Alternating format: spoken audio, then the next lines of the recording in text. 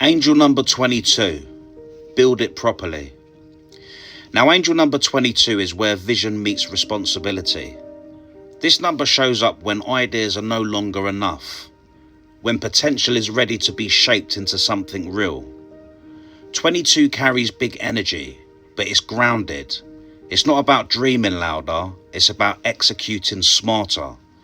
If you keep seeing 22, you're being asked to take your plan seriously, to organise, to commit, to stop treating the vision like a side thought.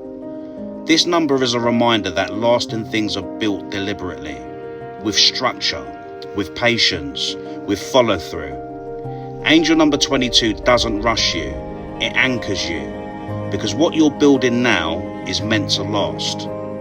Next comes angel number 23, where support and guidance show up in subtle ways.